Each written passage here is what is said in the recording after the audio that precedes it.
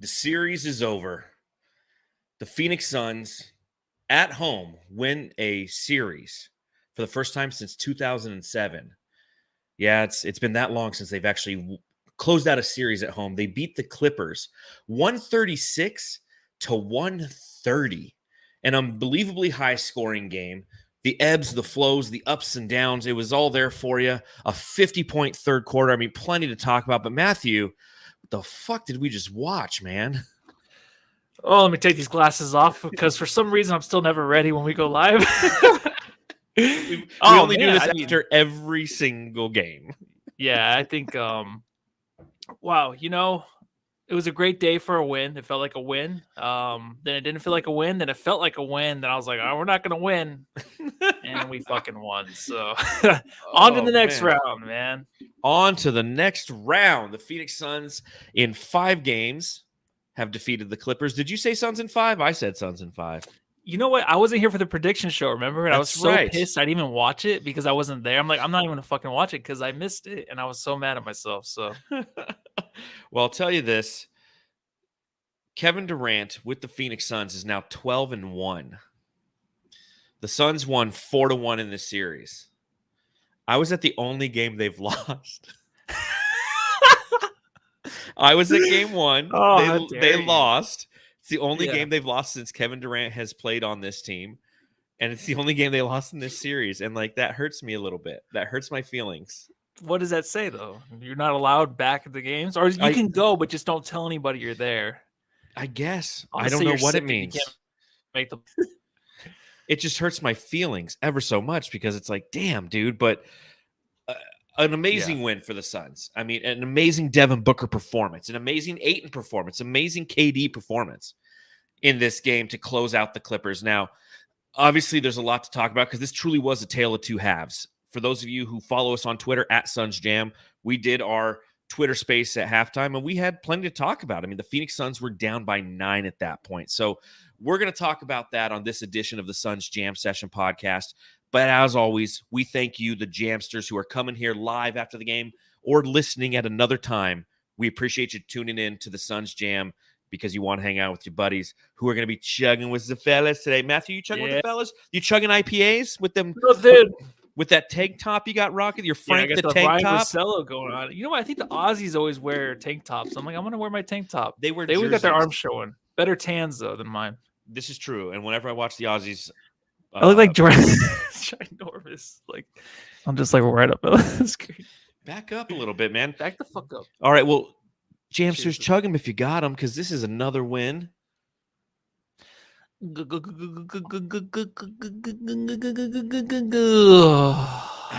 that. Woo! Let's pop open another one.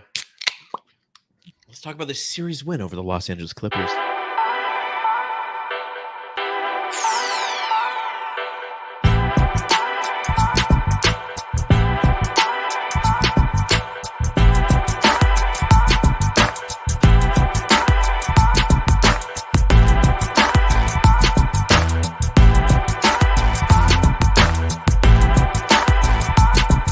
(136 to 130). The Phoenix Suns beat the Los Angeles Clippers, close out the series in 5 games, which brings me, of course, to the question that I'm going to ask first. Matthew, I got to ask. Matthew, I got to ask. Coming into this game, knowing that Devin Booker has, up to this point in the series, averaged 34.8 points per game, the most in the NBA until yesterday, until Jimmy Butler went off and went for 36.5 points, which was an amazing game. And we'll talk about it at the back end of this podcast when we talk about it in our thoughts. Did you think that he had another banger in him? Absolutely. And he has another one. Listening to No Dunks this morning. And absolutely. Another one. That's a white way to do everything. Absolutely. And another one. Absolutely another one, my friend. Yeah, no, definitely. They were talking about, who else can do what Jimmy Butler did last night in the NBA. First guy out of Skeets' mouth was Booker. And I thought Booker. And not just because I'm a homer, but just because Booker's just that fucking good right now. He's on another level than anybody else in the NBA. He's the best player right now playing the playoffs. I know Jimmy had that game, but Booker's the best, most consistent player right now. To win a series this way and where you have to kind of come back and keep hitting huge threes, like back to back to back to close his team out, that's just the next level I was waiting for. That was the X factor I was waiting for in Book, where I'm like, he has to go to that level to win these series because we have other guys, but he's going to be open. He's going to have those shots, and he's been knocking them down. So I think he can get a 50-point game for sure. For sure. Next round. I was hoping it was tonight. I thought we were cruising for a 50 burger in this one, man. I really did. I really did. Ayton looked like he was. What were we saying? I was going to say Ayton looked like he was going to. We're not talking about Ayton yet. Big Dick Booker. Devin Booker in this game, 19 of 27 from the field, 4 of 7 from beyond the arc, only 5 of 6 from the free throw line, 47 points, 10 assists, 8 rebounds, 2 steals. He was, again, just unbelievable. We talked about on the last podcast, and we've talked about on every podcast throughout this entire series, what he's done in this series is solidified his status as a superstar in this league. We've talked about it in the past. To be a star in this league, you get to an all-star game, you get your team to the playoffs. To become a superstar, you start stacking series wins in impressive fashion. It's something that he has continued to do in his young career. He's 26 years old, and with this performance tonight, he now has the most 30-point playoff games by a Suns player. He's now passed Charles Barkley. He has 17 30-point playoff performances. He now holds the record for the most playoff performances that have resulted in 40 points or more in Phoenix Suns history. And again, you talk about that, and his entire playoff career, this is his 37th game. So 17 of his 37 games have resulted in at least 30 points. And with the 7 points tonight, he once again put himself above another echelon. He is more than Charles Barkley. He has the most games with 40-plus points and 10 or more assists in Suns playoff history. He's done it twice now. Charles Barkley and Kevin Johnson are the only other two to ever do it in Phoenix Suns history. And growing up, watching basketball, for those of you who are in your mid to late 20s or early 30s, Kobe Bryant was the guy. Kobe Bryant was the guy when the postseason hit. He would just take it to another level and do it consistently. If you're a little bit older than that, it was Michael Jeffrey Jordan, who just, you're like, every game, you're like, how do you do this every single game? And Devin Booker, what he's done with his performance tonight, with going for 47 points, is he has reminded us and shown to us and shown to the league and shown to the world, not only his ability to be a scoring machine, to be an efficient scoring machine, but he's also shown it on the defensive end as well. He's been a defensive dog against the Clippers. He's been intense. For those of you who listen to the Bill Simmons podcast, Bill Simmons was at the last game, and he's just like, he's a killer. And I mean, we've all known that. And the best quote of that entire podcast was Ryan Russillo, and he goes, he's just a motherfucker. And that's who Devin Booker is, man. He's just a motherfucker, man. And he was, again, fantastic tonight. Absolutely fantastic. Yeah, that's why when you ask, like, can he do this again? Can he outscore himself multiple times in the playoffs? Yes, because you just don't know what he can get to. I think coming into the playoffs, we didn't know what we would see. Obviously, there's a level he got to during this season where it was phenomenal. It was Jordan-esque. And now in the playoffs, it's like it's that again, but even better, because he's on the defensive end. He's making it known that he is a great defender. But just like in the beginning of the game, it kind of seemed like he was like kind of just going through the motions, but still getting his shot, still playing great. It's kind of like we talk about the old guys on the team, like KD and then CP3, where they rest, well, they'll just go stand somewhere. Book is just like, he still has the ball, still doing a lot. It just seems a little bit easier at times, and it seems like he's kind of resting then, but it's not. But for him, I feel like it is. But I like how like he had like the really good tech in the second quarter where he wasn't getting calls, and he just in the past, bad techs. I thought that was a good Yes. tech at the time. They were getting back into the game. It was a close game, and I didn't think like it hurt them at all. I know towards the end of the half, they were down by 9, but just at that moment, I'm like, someone has to say something because the Clips were like, there was 20-10 in free throw attempts. Mhm. So Book, good job by you on that one. In the second half, coming into the second half, and you're down by 9, it just seems like a Great Wall of China lead. Like it's going to take forever to get back in the game. It's only 9 points. But by the way, the way the Suns were actually playing in the first half to end the quarter, I was like, damn, like this is going to be tough to get back in it. Yeah. Book with like 5 quick points, draws a foul. He just took over the game, obviously, in the third quarter, which was just a ridiculous third quarter, 50 points by the Suns. But Yes. he gives you that feeling where I trust him to get us through the hard times. In hard times, it can be a 9-point lead at half. I know it's the half. It's not the final 5 minutes of the game where anything can go, just like you saw the Clippers coming back. But it's like, you think as a Suns fan, you're like, are we going to lose this game and have to go back to LA down 9 points because you just felt that bad? But now it's like, no, because we have Booker. And then, we have KD and Chris Paul open for the corner 3 too because we have Booker.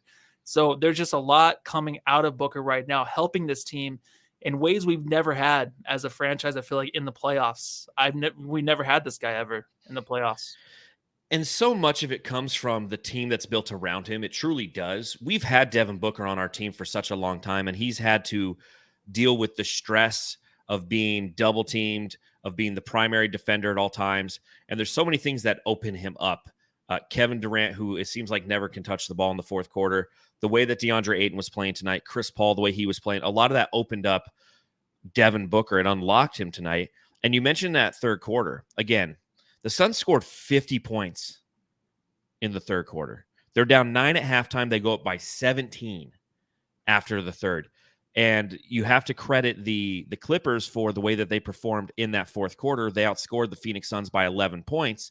And it was on 4 consecutive possessions where they just hit threes. And you're like, gosh, of course it's going to happen. But returning to that third quarter, Devin Booker goes 10 of 11 from the field. He goes 3 of 4 from beyond the arc, throwing a couple free throws. And he also has a couple assists. He has 25 points. He's one of 3 players ever to have 25 or more points in a quarter in the postseason. And it's it's Damian Lillard and somebody else. I forget who the other person was. Klay Thompson, right? It might have. I don't know if it was the playoffs. Yeah, Klay had that. It was like the miraculous, like game 5 or game 4. I forget. Perhaps it was. Yeah. But again, what he was doing, the way he was doing it, was just elite level stuff.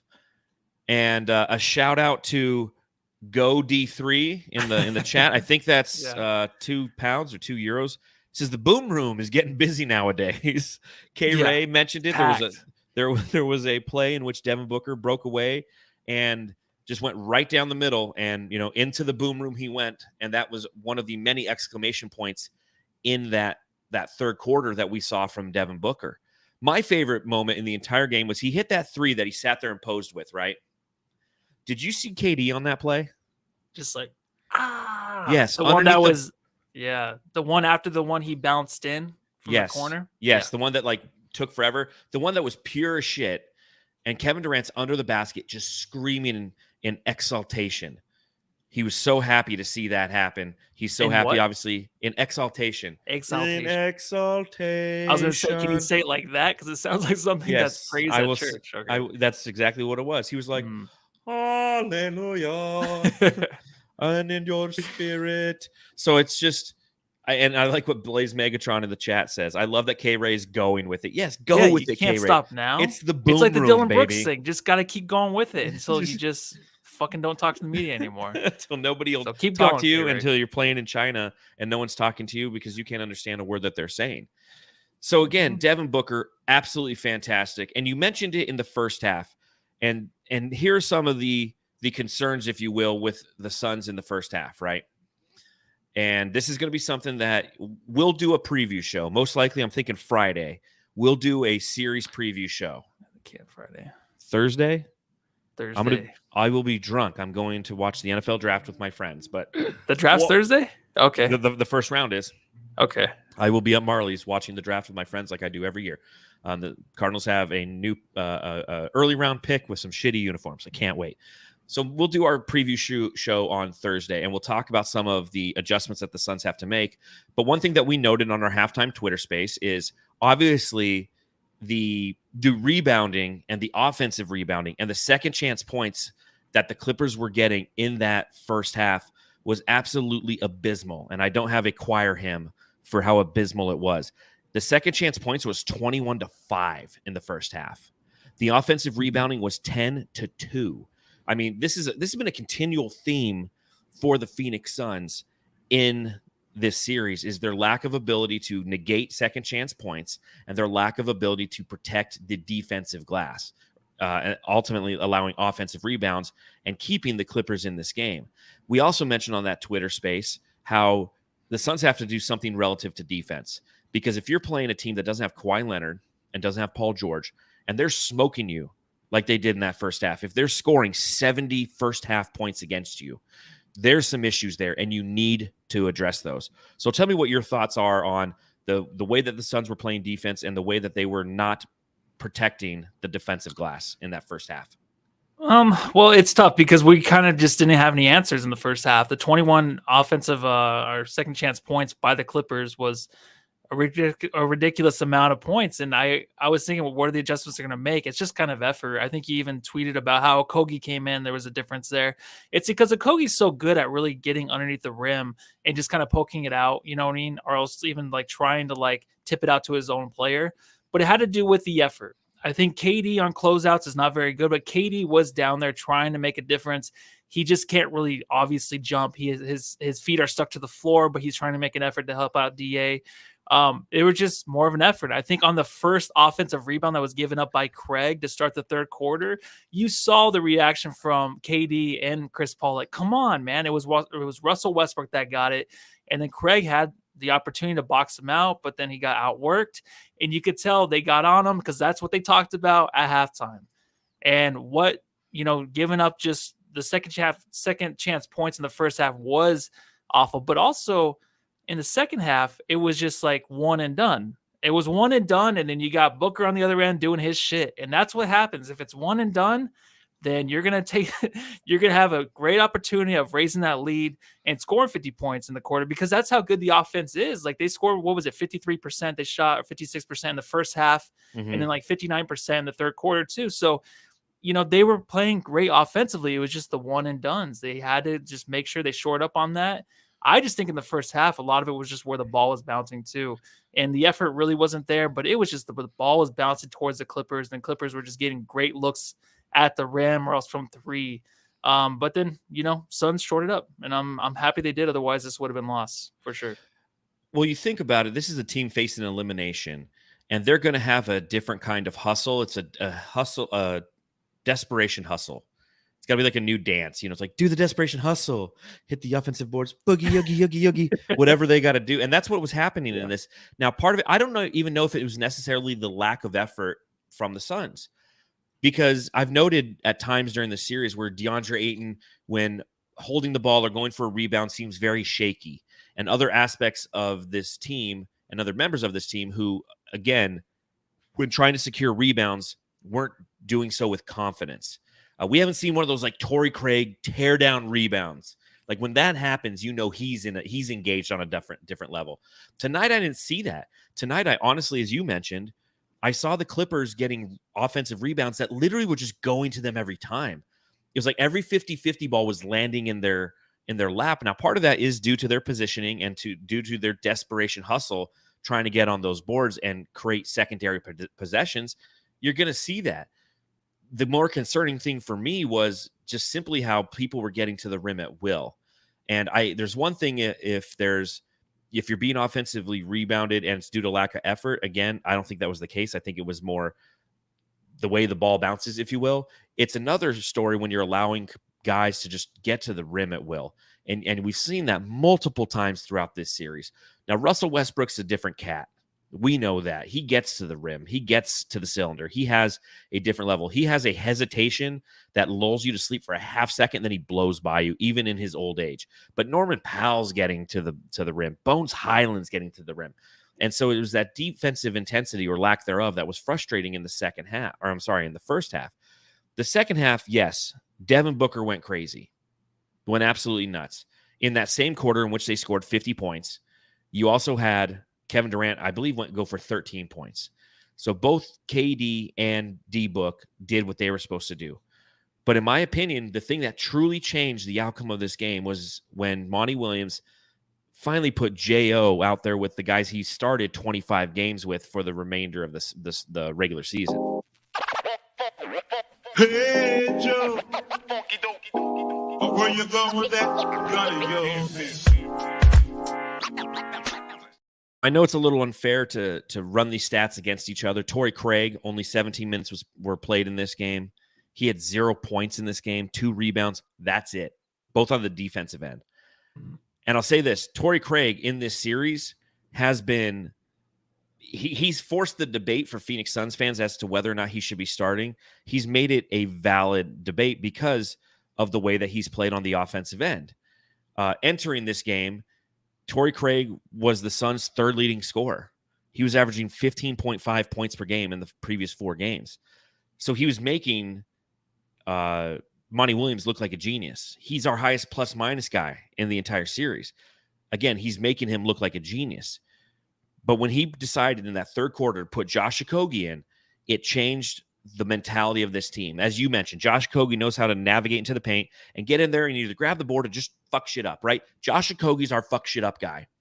And that's what we've been missing for a lot of this series is our fuck shit up guy, because him coming off the bench hasn't necessarily equated to success because Monty hasn't played him very much. Tonight, he played him 32 minutes. Tonight, Josh Okogie had 11 points, had 3 assists, only had 2 rebounds, but had 2 steals. He had one of those major steals in the last part of the game. We finally saw Josh Okogie out there playing heavy minutes with the guys he's played the majority of the season with, and it netted positive results. I tweeted it like 2 times. It's like every time Josh Okogie came in this game, net positive for the Suns. We'll talk about it when we have to play the Denver Nuggets if he starts. That's not the topic of conversation right now. We'll save that for the next show. But tell me that Josh Okogie didn't have his fingerprints all over this game. Oh, man, he's amazing. Tell me, Jamsters, actually go out there and go to YouTube clips of him going to the rim. Find me a clip of where he doesn't finish at the rim, please. The one time, though, where he was driving to the rim, he didn't pass it to Book, who was absolutely on fire in the third, and Book's like, what the fuck you doing? Remember that one play? Yes, and he got fouled, but he knows how to draw the foul. And I talk about that all the time, but just find me a clip of one time he is driving to the rim and he doesn't finish well. This guy is perfect at that, but also he's the connector. He was a connector right when he came in. Bingo. They were hitting him over the middle, and he is so good at grabbing the ball wherever it's placed. Those were not perfect passes, but there were passes that had to be made because the doubles were coming, and he's running into the paint, grabs it, hits D.A. wide open for a dunk, grabs it again, hits Devin Booker, who makes a quick move, gets a great shot, 2 assists right off the bat. So, yes, when you think of Okogie, you think of defense, who had the defensive saving play at the end of the game, basically on Powell, just using his chest, his titties, and he just puts it up right against him, doesn't use his hands, and it's not a foul, and Powell loses the ball. He is so good at that, not drawing the contact, and then that saved the game for the Suns. But you think about defense, you think about rebounding, but that's why, like everyone was saying, like when I like, can you just play him in place of Chris Paul at certain times? And it's not going to happen, obviously. Mm-hmm. But he did miss a few shots that, one at the end that he was wide open. Oh, yeah. He's going to do that. But so is Torrey Craig. Exactly. They're going to miss those shots because they're going to be wide open. But also, like, the way that he can impact on just being a facilitator, I think he can be. He's not dumb. He knows when to pass it up. It was just that one play where he didn't pass it to Book. And I'm like, what are you doing? Because he never does that. I think when the Okogie is running downhill, though, he just knows he knows that he can finish. So he's like, all right, let me do that. It's kind of like TJ Warren does the same thing when he gets the ball and he's on a fast break. He'll take it and just not even pass it out. Okogie's the same way, but he just knows how to finish and he knows how to facilitate and he knows how to like make these guys look good in certain situations. And it makes Monty look good for playing him 35 minutes. I'll never get over him playing 6 minutes in the first. That's why we lost. It wasn't because of you in game 1 that we lost. It's because we didn't get enough Okogie. 6 minutes. Amen. Okay, that makes me feel better. I can go back to a Suns game. Yes. And again, you're so focused on his offensive production. I give two shits about his offensive production. I don't care how he's driving and how he's dishing. And like, he's our fifth guy, stand in the corner, do nothing on offense. I don't care, but crash the fucking glass and negate the offensive boards for the Clippers and make those steals and disrupt their primary ball handler. Everything that he does, those little X factor things. Coming into this series, as we were preparing for the postseason, I was the person who was saying, J.O. off the bench. Give us TJ Warren. Give us Torrey Craig. Let's try something you kept different. Pushing that podcast, I did. Podcast, man. It was like a campaign, Yes, it was like yes. shit running I was wearing against their own dad. I was wearing little pins. It's like sit J.O. That's the way to go. That's the way to go. I saw the signs. Yeah, I was picketing outside of the Footprint Center. It's like, give Warren a shot. Give Warren a shot. And I'm out there by myself, and everyone, start Warren. Playing. I want more TJ drops. And I was wrong. I'll admit that. J.O. changed his game, in my opinion. Devin Booker, obviously, like the man, the myth, the legend. Yeah. A legendary series. You need the Okogie. You need him. You need the fuck shit up guy. And he was the fuck shit up guy in this game. Another guy who played fantastic in this game, and we're going to give him, I believe it's called giving him his flowers. Give him his flowers. Watch. Deandre Ayton in this game goes out 9 of 18 from the field, 21 points, 11 rebounds, 3 assists, 3 of 4 from the free throw line. Massive stat line, no. 21-11, not massive. But the way that he played, I was impressed. The way that the Suns focused on getting him the ball in the first half, I was impressed because he was executing, engaged. Again, this is the one game where the Clippers are getting offensive board after offensive board, and I'm not blaming DA for fucking one of them. It's not from his lack of trying or his lack of ability. As I mentioned earlier, the ball was literally just bouncing the other side away from him. It's not from him trying to, do one of his fake box outs from 10 feet away. No, he's in there. He's grinding. He's trying to make himself present and aware and be a part of the offense. And again, when you don't have those kind of efforts, it's very apparent from DA. And when you do have them, obviously, it too is very apparent. What's interesting about Deandre Ayton is entering this game, he was question about like his motor, right? Did you see that? Yeah. Okay. What are your thoughts? Question your motor. Man, I don't know what that is, man. Motor, come on, bro. I play both ends of the floor. My name is Dammit Shamet. I anchor the Phoenix Suns on both ends of the floor. Motor, really? You gonna talk about the motor, man? Nope. I run on Tesla battery. Full of charge. Oh, DA, he's such a funny guy. And it's a funny response because he's talking about motor. And, I saw that, obviously. And the first thing I had is I go, you know what? DA is just not necessarily self-aware. He is, as they mentioned on the Bill Simmons podcast, he is kind of the little brother of all those veterans out there who they dog him all the time. Yeah. And I feel like those questions about his motor, because we've talked about that before, right? Hassan Whiteside, no motor. Ton of talent, no motor. Devin Booker, I'm literally talking to. There's a guy who's in town helping out at work. Huge basketball fan. It's so nice to have somebody at work to talk basketball with because no one at my fucking work talks basketball. And I go, hey, what do you think of DA? And he goes, he's soft. I go, wow. I go, that's the outside looking. This is a Spurs fan. They think he's soft. And it comes to his performances at times and that hit and miss. That wasn't present in this game. And I feel like part of it is those kind of interviews. I think part of it is how much he was yelled at by his teammates last game and continually throughout this game. They kept him engaged. They kept him saying like, dude, we need you, especially in that first half. They were establishing him. So again, the gravity would go towards him a little bit. And then Booker's the one who took advantage. Booker's the one yelling, I told you so, to the bench in the third quarter, probably because they're like, see, we set up DA. People are going to drop on DA. Then boom, I'm the one who benefits from it. Yeah. DA is hilarious. I think that if anyone can believe that they can fly, it's DA. Like he's not self-aware for sure. And God bless him for that. Seriously, in this kind of world, right, that we grow up in, the world we live in today, I hate when people say that. You have to be that way as a person. You have to just have that confidence, and he has it in himself. He does. But when it's like it's in a way where it can be selfish at times, and it can be very ignorant. It's ignorant. It's ignorant. I think that it's funny to hear him say that stuff. It just makes you kind of frustrated at times because it's like, you know what, just own up to it. You had a shit series, and today he played awesome, played fucking on fire. But basically, what that is he rolled hard. He made it possible for his teammates to give him the ball. He finished. He made quick decisions, hitting guys in the corner for quick threes. He did that once. But even that, it's like that's what you're supposed to do, man. He looked phenomenal tonight. I love it. I love it. I love the way he played. And his teammates have to keep up on him and have to do that. It's just the comments. You just know that in his own head, he is kind of little screws loose, I think, but that's fine. I mean, who knows his life story? Who knows all of that? It just all comes into play when he's playing for the Suns. And you get these crazy interviews where he thinks his motor's there. It's just not there. Like you said, your friend or the guy that you worked with today said he's soft. It's like, you just have to know who you are, man. Yeah, and that's fine. This is what you are. And going into the series, I said I'm not expecting a lot. I just want the hustle. I just want him to be available. He was tonight. Last game a little bit better. Tonight was great to start off. 18 points in the first half was phenomenal. I think he's on the right track. 3 points in the second half. Yeah, I know. Right, but that's the way it is. That's the way it's always been with this guy. Yes. It's not his fault on that part because they go away from him. You have Book, you have KD, you have Chris Paul. But when he had his opportunity, he took advantage of it. And they kept talking about on the broadcast, they're like, this guy can't get in his own head if he's not getting the shot attempts. He's had the attempts. He just didn't take advantage of it like he did tonight.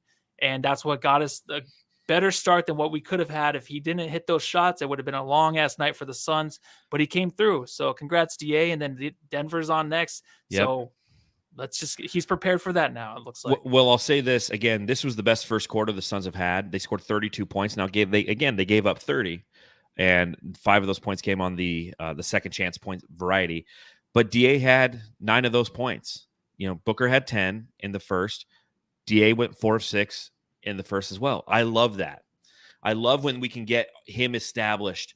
Because as you mentioned, but they keep doing that though all series. Oh yeah, like you notice that, right? That's what they're trying to do. That. Yeah, and he's been settling. And tonight the shots were essentially dropping, and they were huge. And we need to continue to see that from DA. I can't tell you how many times I saw him. Like there was one play where he had the ball, they threw it to him. He's 10 feet from the basket. I think Terrence Mann was standing between him and the basket. And he passed out to the 3. It's like even in a good game, I can't say enough. All positive things about DA because he wasn't all positive. But 21-11, this is what you need from him. If he's going to be your 3rd/4th best player, boom, this is it. That's it. This is what we need. Yes. Again, we can't expect him to go out there and be our Joel Embiid because he's not. This is Devin Booker and Kevin Durant's team. He's never going to be that guy under the confines of this offense. K-Ray was saying it on the broadcast tonight on Bally Sports. Or maybe it was, I was watching the TNT broadcast first, and they were talking about how DA has sacrificed so much of himself for this team so they can be successful. And there is some merit to that. He's not trying to be the dominant player because he doesn't have to be. And then perhaps that's why we question if he wants to be, is because maybe he understands his role. He tries to play it, and there's aspects of aggression that we would like to see more of, but we're just never going to see until he goes to the Spurs and then starts playing like a guy who scores 40 a night. But it's not going to happen. And again, we won this series with DA as our center, and we know what lies ahead, and we know it is actually a good matchup for DA because he gets up for Jokic. You're not going to neutralize. Again, talking to that guy at work yesterday, we were talking about it. He goes, well, do you think that they can get through Denver? He goes, DA's too soft. I'm like, no, that's what you don't understand. It's when DA's a finesse player, and when he plays finesse players, he plays well. Jokic is a finesse player. It's when he plays physical players that DA has a challenge. Ivica Zubac can give him challenges because he's more of a physical player. What's the Cats? Big broad dudes. New Orleans. From New Orleans? Yeah. Big Z. Zulabani. No, not even close. Zubanis? No. Ilgaskis? No. Oh my God, I can see his face. Yeah, it starts with a Z, right? It doesn't start with a Z. Valanciunas. Thank you, Fabio. Valanciunas. Big V, not Z. Big V gives him problems. Steven Adams gives him problems. Anybody who has that size and that girth gives him problems. It's the finesse guys which he excels against. Jokic is one of those guys.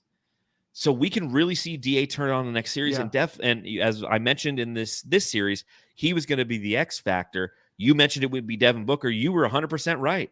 Devin Booker was the X factor. The X factor as in he needed to step up because aspects of his team wouldn't.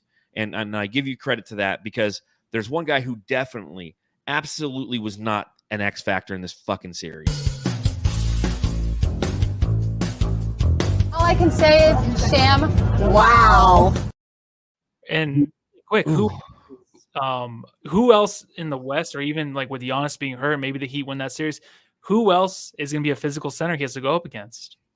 Really, there's no one left. I mean, even if Embiid makes it. Look at the West. No, there's no more physical centers. Yeah. Okay, because remaining potentially is the Lakers. We know Steven Adams is out for the Grizzlies. The Kings have Domantas Sabonis, who can be physical, but he's more finesse than physical. DA has a field day against that guy. Yes, he does.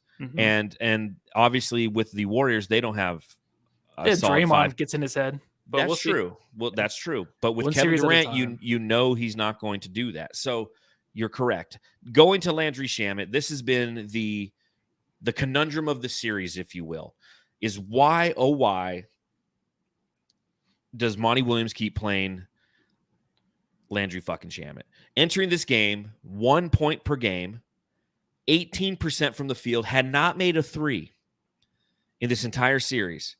He played 9 minutes tonight, and you felt that 9 minutes. Now, granted, he was a +6 in those minutes, but that's not from the last few minutes that he played. He was fucking horrible in this game. Can the Suns load him into the Clippers' luggage and just send his ass back to LAX with them and never see him again? I'm so disappointed with Landry Shamet. The biggest roar from the crowd tonight was his 3-point make because everyone knows been waiting for it. how bad he is. Yeah, but we were up by 10, of course, at that time, so it didn't. I mean, it mattered. We barely won, but if Shamet's going to come in and play defense, I guess. But then the Powell and one. Yes, he gave it the shot reaching. So I get what Monty's and then he misses a layup on the other end. Yeah, but then the pass is behind him because he's cutting too hard. He doesn't even play defense. That's what I'm put saying. in fucking Terrence Ross. Give us something different. Give us a guy who can at least give us some offense, right? No, it's just about guys believing in themselves. He's a guy that doesn't believe in himself. You can feel it from him, right? Body language is the biggest thing. Everyone knows who you are within the first couple minutes of meeting you, really. I mean, come on. It's that obvious. But we've been seeing this guy more minutes than 2 minutes, which is way too many minutes. And I'm just sick of seeing it because I'm waiting for this guy to change, and he's not going to change. He's, like I said in the Twitter Spaces, I was like, oh, he dribbles the ball between his legs a couple times when he brings it up, gets some good spacing, and passes the ball off. He's trying to shoot his fadeaway threes, which they should not be fadeaway threes. He should be stepping into them. He's just doing a lot of stuff out there that's not helping this team. And he's going to get more minutes. He's the other guy until campaign. Maybe he can come back and be a little bit more healthy because he only played 3.16 Stone Cold Steve Austin minutes out there. So we have to wait for that guy to come back maybe. But I don't know. He's still going to get minutes. So hold on. And again, you look at this game, and the nice thing is, for the most part, Booker played 41. Durant played 44. Still too many minutes for my taste. 32 for Okogie coming off the bench. But we just have no bench. The bench minutes combined, let's see, 32, that's 35, 47, 54, 60, 63 minutes. If you look at the Clippers, 26 plus 23 is what? 49, 75, 90, 90 minutes. 90 minutes played by their bench. This is one thing that's going to have to change because the bench for the Nuggets is going to be deeper, and they're going to force the Suns to be better. The nice thing about what's his nugget is, the disadvantage of Landry Shamet is he's still owed $10 million next year. He's on a contract, and we got to try to get off that contract because this guy's just garbage. He's absolute garbage. Somebody said earlier in the chat that he's become like our new Elfrid Payton / Elliot Kobo. He's the guy that for some reason he keeps getting run out there. And I was saying at the Twitter Space, and I'll stand by it. Give me Terrence Ross in those minutes, dude. You can't tell me that Terrence Ross defends worse than this guy. And at least he can shoot from the mid-range, and he can shoot from three, and he knows how to create a shot, and he's a veteran. Whereas, he feels himself. Yeah, he does. He has knows what to confidence do. in himself. Yeah. And I'm hoping that in this next series, we're seeing more of Landry Shamet, because every time he comes in, we all say the same thing. We go, damn it, Shamet. And you know that it's not productive minutes. And I don't know what he has on Monty Williams, but Monty needs to make like Frozen and let him go. Exactly. And Thomas Bell does say Saban Lee. I don't know if I did mention before this postseason, like, I don't want to be talking about Saban Lee, but I do miss. I do miss him, man. We can't use Saban Lee. He was a Well, two-way yeah, we contract. can't. But that guy's fucking awesome. He was the best backup point guard we had. He was exactly. He was fucking confident as hell, handling the ball, bringing it up. Cameron Payne's going to be back for the next series. That's what's nice. Cool. I still love Saban Lee way better. We got 3 minutes of him in this game, and it wasn't a very effective 3 minutes, but hey, there's hope on the. There's something outside of Shamet on the horizon, and that's what we have to hope for, because we can't do this again. I can't go through another series of looking at fucking Shamet face. Fair. Who the heck are you? I'm Kevin Durant. You know who I am. Y'all know who I am. Did anybody see a sniper? Did anybody see anything? I'm one of the best players to ever play the game. 44 minutes played by Kevin Durant tonight. As I mentioned, 10 of 19 from the field that resulted in 31 total points, including 4 of 6 from beyond the arc. He had 6 rebounds. He had 4 assists. He had a steal. He had a block. And I swear to God, Matthew, it felt like he didn't have a fourth quarter touch at all. You look at his shot attempts, and I'm going to go by quarter, because, again, he had 19. And the thing you have to love about Kevin Durant is he's efficient as fuck. But in the first quarter, he only had 3 shot attempts. He had 8 shot attempts in that second quarter. It's where he scored the majority of his points, or some of his points, 10 points in that quarter. He had 6 shot attempts in the third quarter, which he had 13 points, because 3 of those were made from beyond the arc. And then in the fourth quarter, Kevin Durant had 2 shot attempts. Are we getting enough shot attempts from KD? I can kind of relate it to like the DA thing, where everyone's like, give him the ball more, right? He's open. KD, I kind of think, is just feeling his way still. I'm not worried about the shot attempts, because if he wants it, he can get it. I know this is Booker's team, but he's the superstar that can share with anybody. But when Booker's this hot, I want Booker to have the ball. KD can't get spacing right now like he once could, right? He can't like take a guy one-on-one because he's getting bumped and the refs aren't calling anything really, except for at the end of the game, he finally got a call because they're all up on him and they're stopping him, and he's getting these weird angles towards the rim where, it looks good. It looks like a KD shot, but it's not going in. We still haven't had the KD game where it's like, oh, fuck yeah, like fucking KD. Like, I haven't had that yet. And he scored 31 points. Isn't that amazing? That's what I'm saying. And it's good as it gets right now. And I keep saying this every podcast, where it's like, it's not the KD that we hope for yet, but it's coming and it's taking its time, and he's playing a lot of minutes. But the whole thing is, he's going to defer to Booker himself. I don't think this is anything Monty's calling up or Booker himself. Of course, Booker wants the ball, but it's not like, all right, KD, like, I'm going to take it here. If KD wants it, he'll go get it. Just like I always say, if DA wants it, make yourself available. But KD's kind of like feeling himself here, and it's going to come. And right now, it's kind of a difficult watch, because it's just not the KD that we expected yet, I feel like, on my side of things. Yeah, I'm with you there, and I'm okay with that, because I think it's the design. KD knows that this is Booker's team, and he's okay with it. He loves it. That's why he's screaming like a madman underneath the hoop when Devin Booker's owning the quarter. And again, in that quarter in which the Suns score 50 fucking points, 25 by Booker, 13 from KD, you have 38 combined from those two in the third quarter. I mean, at one point it was like back and forth, and it was beautiful. It was great. And that's what this team is. Combined, they go for what 77 points tonight? It's fucking ridiculous what we're getting from these two. And we're still, as fans, we don't feel like we've received a proper Kevin Durant game, right? It's because Devin Booker's sun and star are shining so bright, it's blinding the Kevin Durant show. I don't know if necessarily he's getting those enough shot attempts, but I look at it this way too. If he's playing 44 minutes, he's only taking 19 shot attempts, it means on offense he's not working too hard. And this series, we've mentioned it time and time again throughout the matchups and the way that this Clippers team has their big physical girthy wings. They were kind of a problem for KD. I think moving forward against Denver, it's going to be a different story. I really do. I think it's going to be much more balanced. So there's going to be a game or two where Kevin Durant's the leading scorer because of the way that they're going to try to negate Devin Booker. I can definitely see it coming. I got to say that if you look at the way that the Suns were running their pick and roll, Kevin Durant was in the corner. And the great thing about that is that really opens up the pick and roll because you can't send a help defender. So it was making the Suns pick and roll or forcing the Clippers to honor it. And, if he's on the ball, then you need to corral him. And if they weren't meeting the ball handler, the ball handler on the pick and roll enough, then it's leaving him open. So there's still so much that we haven't seen the Suns really execute. They weren't running Devin Booker pick and rolls with KD. I don't know if I saw that once in this series. There's so much that they haven't even shown yet. I know. Because they picked and choose how they were going to navigate this series. And then Devin Booker went into isolation mode and cooked these motherfuckers. He cooked these Clippers. So I think that, like you mentioned, we have plenty of great KD games against us or ahead of us. And I'm not overly concerned with the shot selection or the lack thereof. I would have liked to see a few more just touches in the fourth quarter when that run was happening. When the Suns are up by 15 points and then it's 3, 3, 3, 3, and all of a sudden you're up by 3 points and then eventually 2 points, you're like, Kevin Durant needs to touch the ball, not Landry Shamet 3 times in 3 possessions.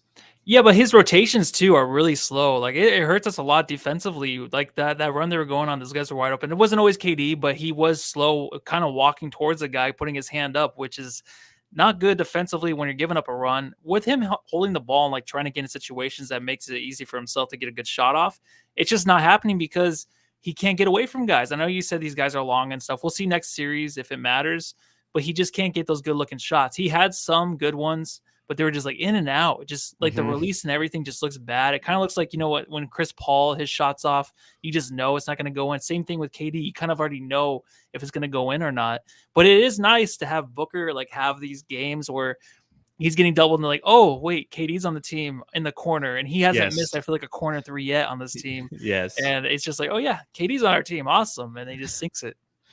I am with Parker Hines, one of our elite jamsters, and a reminder, if you want to become an elite jamster and get some of that elite content, make sure you press join while you're on the YouTube channel. Parker Hines says, I almost passed out when he fell on his back.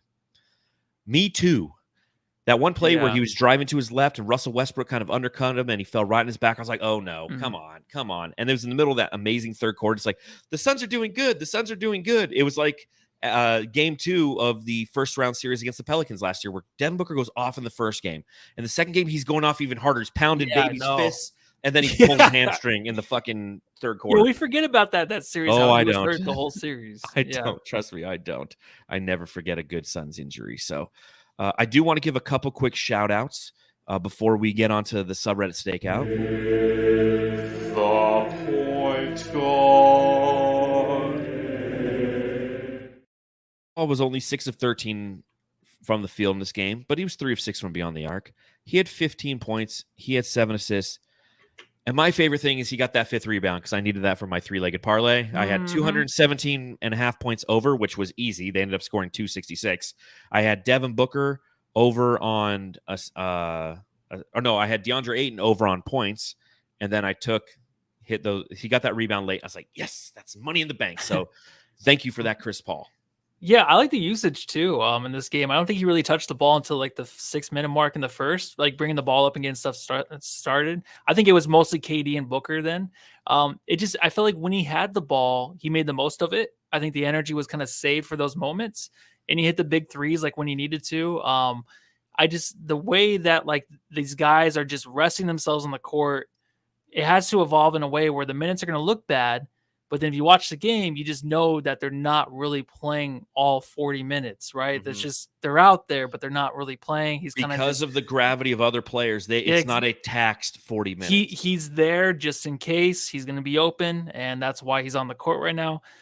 So I mean, good game. It's nice that we had 3 out of 5 games that were good Chris Paul games, because I was thinking that we had the one.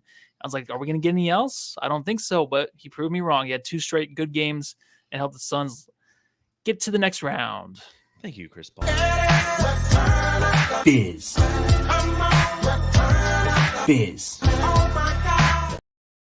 Walter Lazo in the chat says, return of the Mac was getting hacked today. I'm telling you, man, we avoided something very serious, I feel. On that play where he was going up and Russell Westbrook got the flagrant one for winding up and slapping the shit out of him, that did not look good on his shoulder. And as we prepare for the Denver Nuggets, who have Nikola Jokic and DeAndre Jordan, you need size on that interior. When DeAndre Jordan's out there, those are like you match him with Bismack Biyombo minutes. And if he got injured in this series, I was going to be fucking pissed, man. Another thing that I wrote in my notes relative to Busy is he had 2 fouls in the first minute of play that he came in there. And what does it say to you that Monty stuck with him instead of going to Jock? That Jock's not very good, and Matthew Paul Lissi doesn't know what he's talking about when he talks about Jock, and he likes his minutes. I like how Busy's talking to, I think it was one of the last timeouts of the game. I think when they had the game wrapped up, and he was talking to KD in his ear, and KD's just like, well, like, I don't know what they're talking about, but it just reminded me of Mikal always talking about, he's like, tell Bismack to get away from me. Like, there's something there. It's funny. It just reminded me of Mikal, and I got a little teary-eyed because he always talked about how he didn't like, he was joking, or obviously he's like the most disliked guy in the Suns, Busy, because he's annoying or something, but KD just looked annoyed in that situation. But yeah, that would have sucked if you would have been hurt, man. Well, 3 blocks tonight? We'll still TBD, obviously, because I mean he played the rest of the game, which is fantastic. We'll see if it needs to be ice. You know, as Coach Evan B, it's Coach Evan B's chilling in the chat, which is good to see you in the chat. And he says, I just saw it and it's gone. That many people are commenting. Thank you, everyone, by the way. Back up the bench where everyone's talking about their bench is so fucking good. This one? No, it's the one about how the fact that we only get 3. Just so many good takes, Coach Evan B. You should be on the pod. Yeah. Well, he says there's 3 days rest until our next game, which is Saturday. Thanks, NBA. And again, that's what is that bad? He goes, only 3 days of rest. Thanks, you NBA. Well, it's you'd like to have a couple more. I mean, some of these first round series aren't going to end yet. I still think it's weird how it's scheduled, and I get that there's the Clippers and the Kings and Los Angeles Kings, the hockey team, and the Lakers are all in the same arena, so Clippers get last pick. But we literally played every other day except for today's game, and the Lakers it's 3 days off after every fucking game. We're playing game 4. They said they started the series the same day we did, and it was game 3. It's kind of wonky in my opinion. And again, the Lakers play tomorrow. That's their game 5. So they get more rest after every game. We play Monday, and then we don't play till Friday. So that's pretty nice. Today's Tuesday. So no, I mean, we play Saturday, we play Monday, and then we don't play till Friday. Oh, okay, gotcha. So after the next series, so that's after game 2. So we got to go get one of those in there, obviously. Well, let's talk about the final subreddit stakeout of the season for the Los Angeles Clippers fans, because they have no more games to talk about. The Suns Jam Session subreddit stakeout. So again, if you're new to the podcast, it's something we do. We hang out on the opposing team's subreddit. Matthew wears a disguise. He's still got the gun show out there, so he kind of blends into those douchebags out in LA. And we just kind of we observe what they say on their subreddit about the game. So hey there, you look like Eugene Levy. You know who that is? Eugene Levy. Yep. Yeah, I look cheesy. I look like a 1940s film or whatever. Yeah, you look like Groucho Marx. Yeah, that's it. Yeah. Someone says the moment the Suns get a double-digit lead, I'm gonna start waiting for the NFL and playoff baseball. Oh man, it didn't happen till way late, but when it happened, I'm sure that guy or lady, turned off the game and got sitting there waiting, looking at the wall, whatever they do. Just sitting there waiting. Yeah. Yeah, this is the worst nose job I've ever had. I don't know. Phoenix is a dog fight every game without either star player playing into the Clips. It's so frustrating. You get a lot of that stuff still with those 2 guys not playing, and the Suns wouldn't have won the series even though we won in 5. Who knows, dude? It would have been different. I get why you said nose there. Nose. Phoenix sucks. We can beat these guys. Keep telling yourself that, bud. And then this is the best one. So this pretty much sums up the Clippers world for the past 4 seasons. Hear me out. If the Clippers can hold on to this, then win the next game at LA, have Kawhi return in a do or die game, get the win for Kawhi to go back to resting, and PG comes back for the second round. It's such a Clippers comment. Okay, that's for 4 years. If our load management and injury lines up correctly. If they just played. If these guys just fucking played, they're not going to play. It's unfortunate, Kawhi's man. Being a Clippers fan has got to be unbelievably frustrating because you're never healthy. And you're right. With these past 4 seasons with Kawhi Leonard and with Paul George, they've never been. The only time they've been healthy was in the bubble, and they choked. They were up, 3-1 in that series, and they choked. If you have a 3-1 series lead, you win 95% of the time, unless you're the Los Angeles Clippers. There's the win. 1, 2, 3, Cancun, and then Clip's gonna clip, and then another game where Booker makes. Mean? Clip's gonna clip. Clippers are gonna clip. What's that mean? It just sounded funny. Another game where Booker makes a circus show out of the Clippers. Facts. Yes, he did. The Suns Jam Session subreddit stakeout. Clippers gonna clip.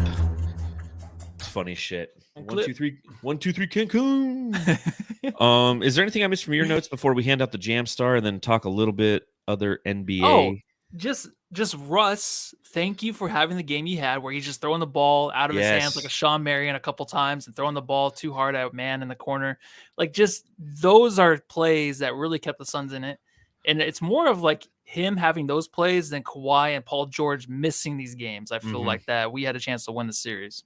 Well, you look at Russell Westbrook's final stat line, and remember, a lot of people have been talking about Russ and how effective he's been in this series. And he has been. He has had a really good series, obviously, up until this point.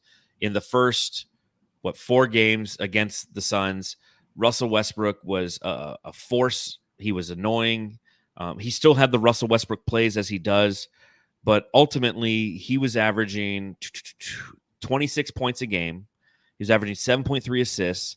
He's averaging 7.5 rebounds. He was still negative 6.5 every game. In this game, he was 3 of 18 from the field. 3 of 18. One Wasn't of that 6. what he was in the game 2? I think it was game 1, the one that they won. Yeah. Oh, yeah. Yep. But he had those huge rebounds at the end. He had 8 assists in this game. He had 8 rebounds. He had 5 turnovers. 14 points, 8, 7, and 5 turnovers. So, Russell Westbrook, thank you for being you, because it was greatly helpful, because your false sense of confidence, as per usual, cost your team a victory. It did. It did. It did.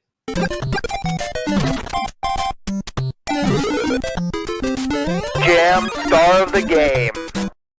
All right, Jamsters, a reminder, please subscribe, rate, review, follow the show at Suns Jam on Instagram, Twitter, and TikTok, and make sure that you give us a thumbs up while you're watching this. We truly appreciate it. It helps with the analytics and lets everyone know we're the best post-game podcast on planet Oranges.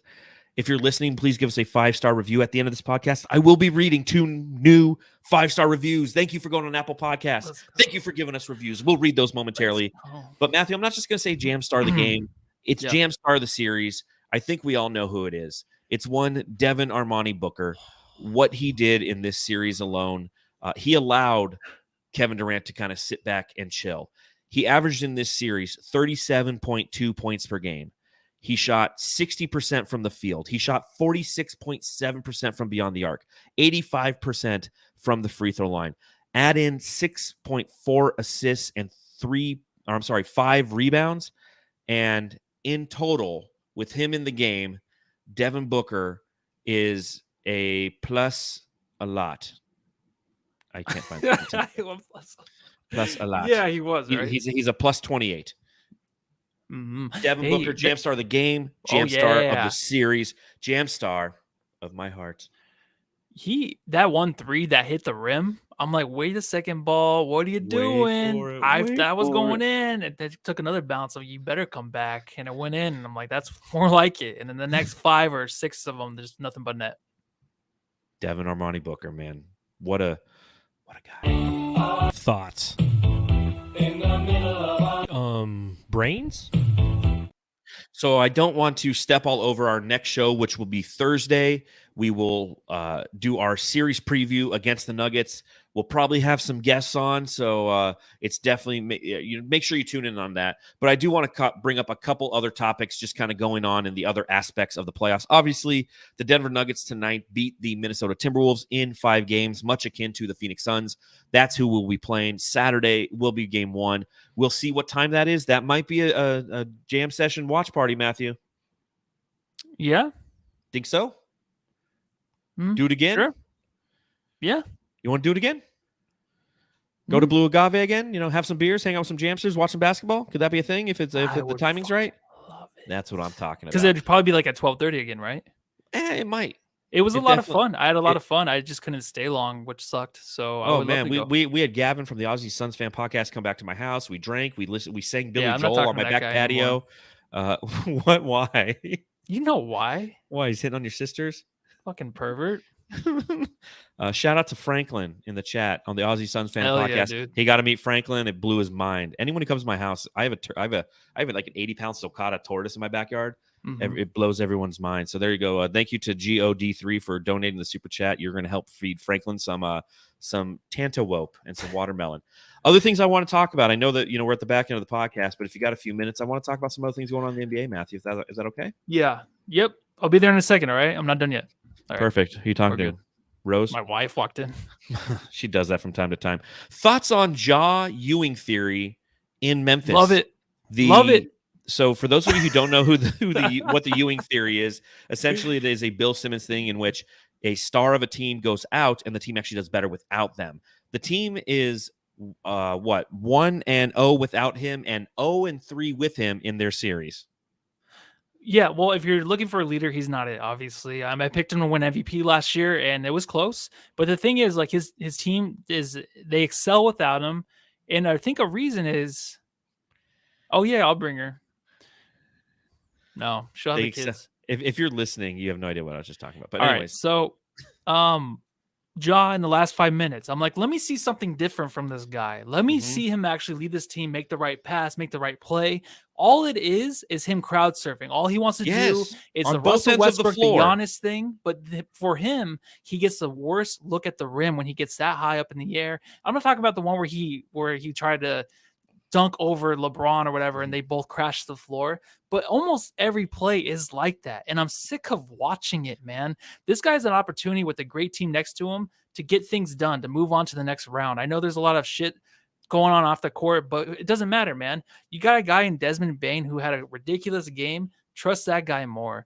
That's why I like Bane so much on the team, is because he kind of offsets Ja's immaturity. Yes, like Bane would have been perfect on Bane is a Sun. Bane is on the wrong team. He's a Phoenix Sun. And he kind of offsets that, but Ja just needs to learn to share the ball at the end, because I'm sick of him just having, that's not fun to watch. Giannis is one thing, but him is just another, and I can't take it. Well, I've talked in the past about players like Patrick Beverley, who I just find to be reckless players because they can hurt other players with their immature play. Yeah, and you saw a little of it. I felt tonight, like Bones Highland shoving Busy. I was not a fan of that. Like, that's I kept immature hearing stuff. Like I was kind of getting ready for the pod, and I kept hearing shit. I was like, "What is going on?" Well, it's because they started getting all kind of crazy, and that's recklessness. Ja's reckless to himself. I mean, there was a play where at the back end of the game last night where Ja Morant was going up for a defensive rebound. Ultimately, the shot went in, but he was jumping up and he was like trying to jump over AD for it. And it's like, he's going to, AD's not going to know he's on his back. He's going to turn real quick, and that guy's just going to fucking land on his head. We already see him have an issue with his right wrist because of one of those crazy plays. I love the athleticism. That's what makes Ja Morant entertaining. But you're right. In the last 3-4 minutes of the game, those aren't winning plays. And there's a reason why they're down 1-3. Now, there's multiple reasons. Brandon Clark, Steven Adams, both out of that series. That was a fun LeBron game last night. 20 points, 20 rebounds. The way that he drove to the basket, forced overtime. It was a good game to watch from LeBron. I was actually entertained. He wasn't flailing and crying and just having LeBron face. But Ja Morant, the Memphis Grizzlies, like, it's weird to be rooting for the Lakers in that series, but I just can't stand the Grizzlies. They're that front-running team that talks shit when they're ahead, and they, and a lot of teams talk shit with the head, but the manner in which they did, it's, as a fan, I like to see them humbled. When I hear Dylan Brooks at the, it just says, "I'm out" to the media, and Ja won't even talk to the media. It's like, they're not doing that gritty shit anymore, off the court, and it's good to see. it's great we have the team we have because we've been through some shitty losses, of course, last year, and they still had to sit up there and take it. And they did it all the time. It was a back and forth with Doncic, and we lost Game 7. So you just got to own up to it. You guys leaving, first of all, I'll let you know. The first time I saw Dylan Brooks walk into the stadium with the vest on and just no shirt underneath, like he's stone cold here, and I don't like doing this to people. He is the most insecure little bitch I've ever seen because he was looking at his phone that was blank. You know, the insecure people walk around, you know, they're like, oh yeah, look at me, but then they look at their phone when people are in front of them and shit. You know what I mean? When you get because there's a camera there. Yes. That just you're nothing, man. You can't walk chest out with doing it. You know, just like this. Mm-hmm. You have to look at your phone. I don't know what I'm talking about. No, I get what you're saying. I get what you're saying because it's like instead of owning what you're doing and looking right into the camera. Yeah, he's just like, that's when I knew. I'm like, this guy's phony. But look at me. A couple other things I have. That Kings Warriors series is highly entertaining. I know. It's gonna be interesting to see who comes. Yeah, man. It's just, it's a good series. The irony of Harrison Barnes having the wide open 3 and missing it. The only problem I had with that play was if De'Aaron Fox, instead of passing to his left, if he would have passed to his right, Malik Monk was wide the fuck open, and Malik would have hit that shit. Harrison Barnes, I knew wasn't going to make it. Malik would have. I didn't feel like he won that game. Yeah, I just didn't. I didn't. And Malik was wide open, but for some reason, De'Aaron Fox didn't look his way. So that's going to be a fun series to continue to watch. Any tough thoughts that you want to throw down? Yeah, tough. No, it's just either team. It's going to suck to play against if the Suns can make it that far. I think it'd be nice to play Sacramento, but you just know the firepower and the chemistry they have. Yes, is just and they getting know them who this they far are. against the Warriors. Yeah, but that series could be 3-1 or even a sweep by now. Just the way these games have been so close. I know the Warriors. They did the third game. They kind of blew them out a little bit. Without Draymond. But everything else was just so close. So these kind of matchups are tough because whichever team loses, it's like, damn it, like they could have won too. Yeah, it's a great series, and you're right. Mm-hmm. If the Suns can get past Denver and has one of those two teams waiting for them on the other side, that's going to be a Western Conference Finals for the ages.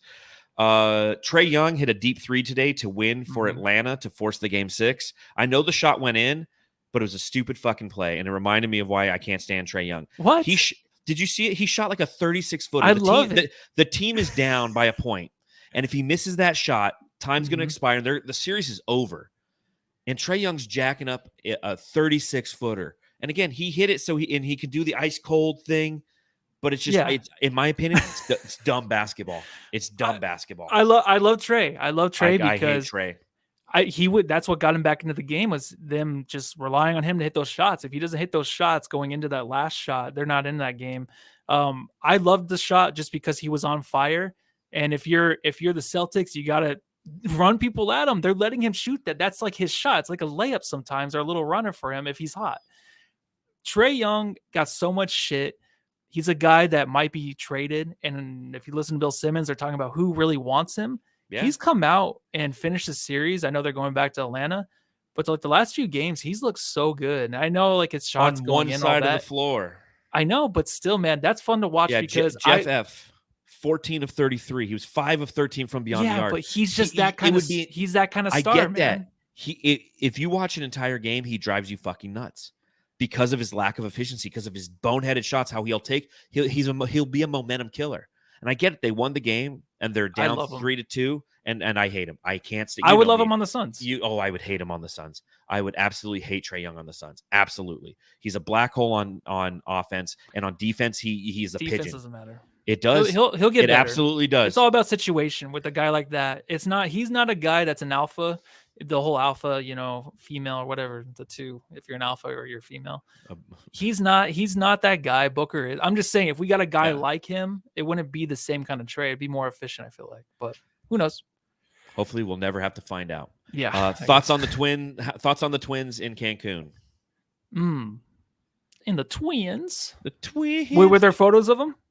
No, I'm just assuming that they ended up in Cancun because they were swept by the 76ers. Yeah. Yeah. Hell of a series. Those guys, I mean, if they had Devin Booker on their team, they probably would have went further, but who knows? And Twins. Twins were swept out of the playoffs. So and we're allowed to miss them. All right. We have Kevin Durant. Who cares? Of course we're allowed to miss. I hate seeing them play. It makes me sad. Well, I mean, they were playing good. It's just it's a duplicitous team that doesn't know who they are. And then lastly, Milwaukee down 3-1 to Miami. Yeah. Matthew, thoughts on that? Jimmy Butler. Okay, so I always say what the best player on the court. Obviously, Giannis won it because he was the best player on the court against the Suns. Now he's out, and then Jimmy Butler steps up, and it doesn't even matter about depth or anything like that. Defense doesn't fucking matter. If you have a guy out there that's playing like Booker, you're not going to win. If you're playing against a Booker or a Jimmy Butler in that kind of scenario, I don't care who you are. Of course, Giannis was hurt, and he's not the same right now. But that just proves, man, the best player out there is going to win a series. Like if we talk about the Suns and how we have no bench and we're playing 40 minutes a game, it's probably an issue. But when you have Booker and KD to end a game, that's what you want. Yes. You want it in any kind of situation, any kind of scenario, you count on those guys. So it just kind of proves that a little bit. But hell yeah, dude, it'd be nice for them to lose out. But I think they still have a chance. I think they might win the series. Well, it's like I said earlier, if you're up 3-1 in a series like Miami is, you have a 95% chance based on the history of the NBA to win the series. If any team can do it, it's Giannis and the Bucks. Yep. Championship pedigree, amazing defenders, Giannis Antetokounmpo. It's going to be interesting to see what happens in that series. But if Milwaukee can be gone, that's the team that scares me the most out of that on that side of the bracket, man. If the Suns can make the finals, Milwaukee is the team that scares me the most. Boston's up there too because essentially they're like the Clippers, but better. But they don't believe in themselves.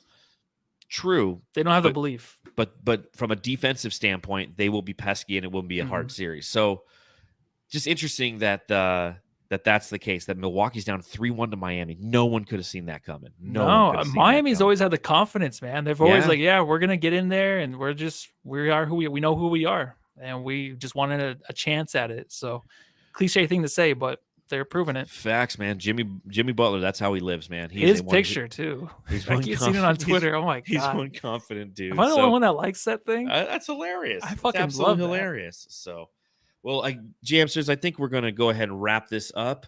I do want to give a shout out to a couple of our elite Jamsters, our badass motherfuckers who decided to leave us comments on Apple Podcasts. It's real simple. You give us a 5-star review. You give us a 1-star review, and then you write something. I'm not reading it, but you give us 5-star and you write a comment. We're going to read it right here on the podcast. This first one is from FDK HJM KRGT colon thingy IJ Ed. Somebody who just went on the keyboard and says, "I like." Perfect. And the review says, "Great show. Love the drops. Matthew never drinks and yet rambles on like a drunk." Thank you for listening. If only you could see him wearing his tank top tonight. Is Frank the tank top? You'd understand that maybe he does drink a little bit. The second review that we have is from NNDJEJ. It says Jam. It says the Jamsters acting like the Suns. Nobody stepping up and leaving a review. In this analogy, I am Devin Booker carrying the Jamsters. Love the pod. That's a great review. That's awesome. Alert though. Spotify, we're down to 4.9. Someone gave us a 1-star review, I think. So Jamsters, if you haven't reviewed on Spotify, get that back up to 5.0. And find that one person who gave us a 1-star review. Who the fuck are you? Oh, I know exactly I know who it is. I know who it is too. Yep. I do too. Yep. We know. Why and on that note, and on that note, well, just because we don't fondle DA after every game. You guys settle down. Yeah. On that note, Jamsters, again, thanks for hanging out with us. Thanks for enjoying this series with us. Again, we'll be coming to you live on Thursday as we preview the series against the Denver Nuggets. Make sure you tune in then. Make sure you subscribe, rate, review, hit that thumbs up button. Follow the show at SunsJam on Instagram, Twitter, and TikTok. You can follow me on Twitter at Darth Void and read my writing at brightsideofthesun.com. You can follow Matthew. And we'll see you Thursday after I've had a few beers and I've watched the Cardinals make the 3rd overall pick in the draft, or maybe trade down. Who knows? Oh, no. Hey, go home and love Matthew's sister. Everybody wants to.